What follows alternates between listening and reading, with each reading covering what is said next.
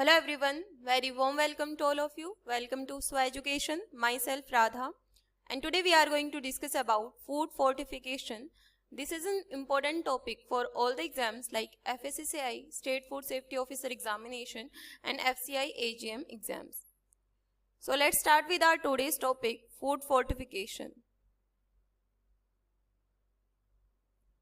So these regulations may be called food safety and standard regulation 2018, यानी इसको क्या बोला जाता है? Food safety and standard fortification of food regulation 2018. They shall come into force on the date of their publication in the official gazette, and food business operator shall comply with all the provision of these regulations by 1st January 2019. सो ये publicly कब हुआ था? Official gazette पे 2018 में. And food business operator shell comply with all provision of these regulation bye 1st जनवरी 2019. और जितने भी food business operator हैं उन सब के साथ में कंपाइल कब किया गया था? 1st जनवरी 2019. सो यहाँ पर कुछ डेफिनेशंस दिए गए हैं, एक बार हम लोग इनको देख लेते हैं. ये कौन से एक्ट के अंदर आता है? Food safety and standard act 2006. Fortification का मतलब क्या होगा? Fortification means deliberately increase the content of essential micronutrient in a food so as to improve the nutritional quality of food and to provide public health benefit with minimal risk to health. Means fortification का मतलब होता है कि जितने भी essential micro nutrient food में होने चाहिए उन सब को इंक्लूड करना फूड के अंदर, ताकि फूड की जो न्यूट्रिशनल क्वालिटी है वो इम्प्रूव की जा सके और पब्लिक हेल्थ जो है वो उसको बेनिफिट करने में भी हेल्पफुल होता है. सो फोर्टिफिकेशन का अगर हम लोग जनरल मीनिंग देखेंगे, सो माइक्रो न्यूट्रिएंट का एडिशन फूड में उसकी क्वालिटी या न्यूट्रिशनल क्वालिटी को इम्प्रूव करने के लिए, जो कि पब्लिक हेल्थ के लिए बेनिफिशियल होगा.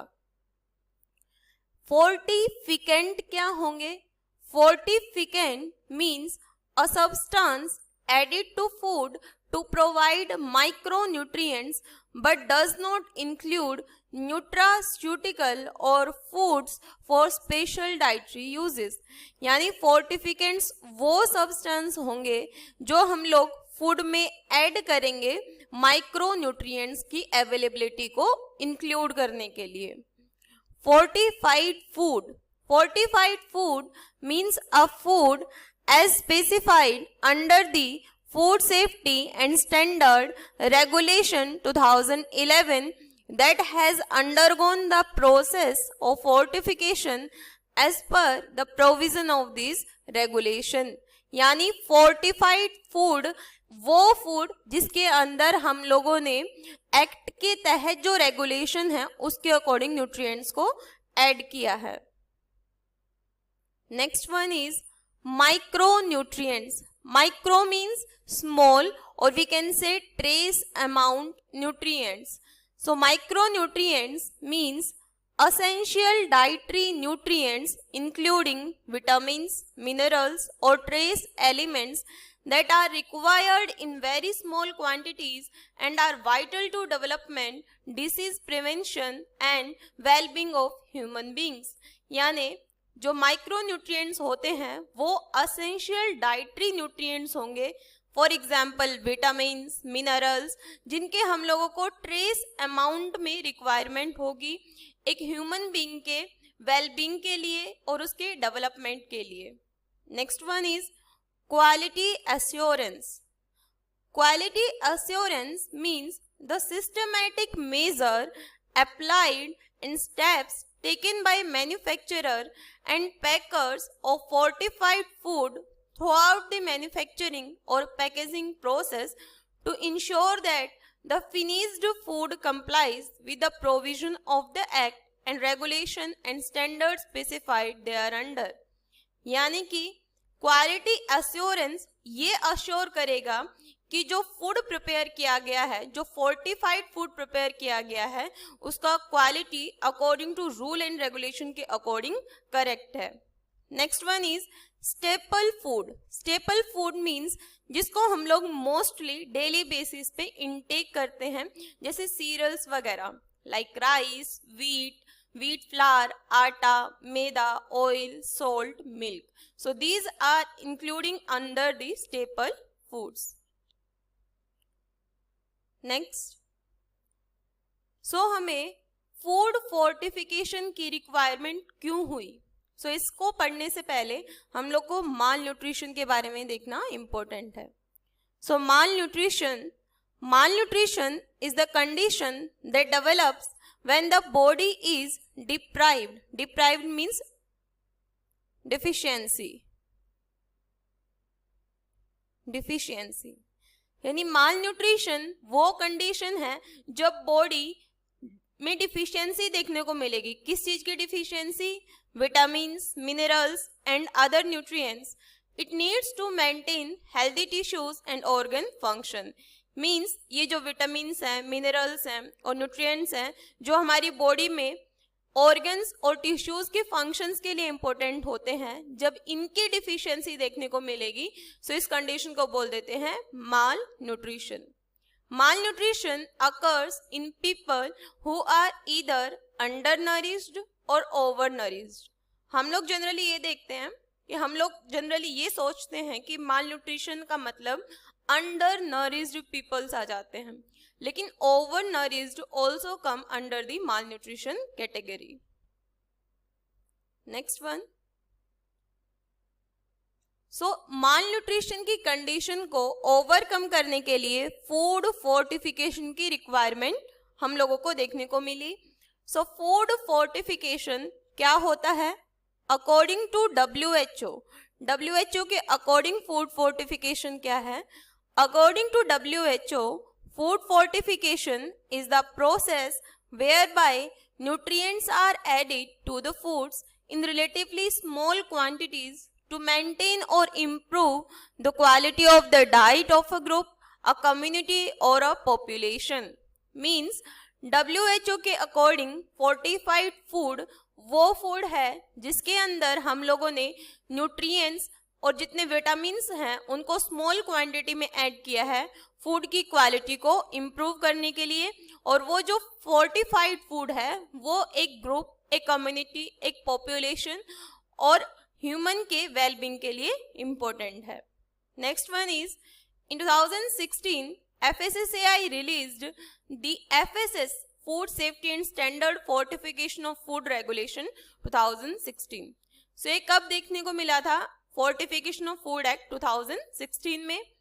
Wheat flour and rice can be fortified with, means जो व्हीट फ्लावर होगा, जो राइस होगा, उसमें हम लोग iron, vitamin B12 and folic acid जो है इनको ऐड कर देते हैं, जिसकी वजह से जो व्हीट फ्लावर और राइस है वो फोर्टिफाइड फूड की कैटेगरी के अंदर इंक्लूड हो जाते हैं। मिल्क और edible oil can be fortified with vitamin A and vitamin D and salt के अंदर आयोडीन और आयरन को इंक्लूड किया जाता है उसको फोर्टिफाइड सॉल्ट बनाने के लिए। इन 2017 India started national nutritional strategy. 2017 में इंडिया ने नेशनल न्यूट्रिशनल स्ट्रेटेजी को स्टार्ट किया which listed food fortification as one of the intervention to address anemia, vitamin A and iodine deficiency। और उस स्ट्रेटेजी के अंदर फूड फोर्टिफिकेशन को भी एनलिस्ट किया गया ताकि जो एनीमिया है, विटामिन ए की डिफिशियंसी, आयोडीन की डिफिशियंसी जो कि चिल्ड्रंस के अंदर, वुमेन्स के अंदर देखने को मिल रही है, उसको भी ओवरकम किया जा सके। सो उसको भी इंक्लूड किया गया। Next one is business of malnutrition. So ये जो फोर्टिफाइड फूड का बिजनेस है ये अप्रोक्सीमेटली आज के टाइम पे 3000 करोड़ इतना मार्केट है फूड फोर्टिफिकेशन का। सो राइस का फोर्टिफिकेशन कब इंट्रोड्यूस किया गया? 2019 में। और जो फोर्टिफाइड राइस होता है उसके अंदर क्या क्या होगा? Vitamin B12, iron and folic acid. जो एडिबल ऑयल है उसका फोर्टिफिकेशन इंट्रोड्यूस किया गया 2018 में, और एडिबल ऑयल कब फोर्टिफाइड किया जाता है? जब उसके अंदर विटामिन ए और विटामिन डी ऐड हो चुके होते हैं।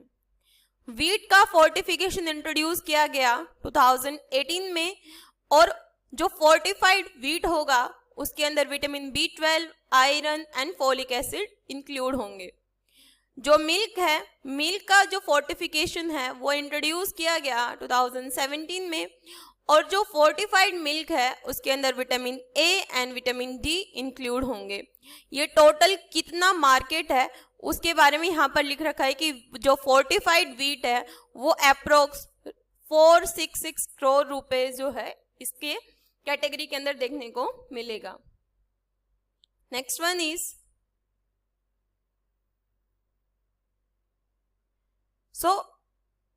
C plus F।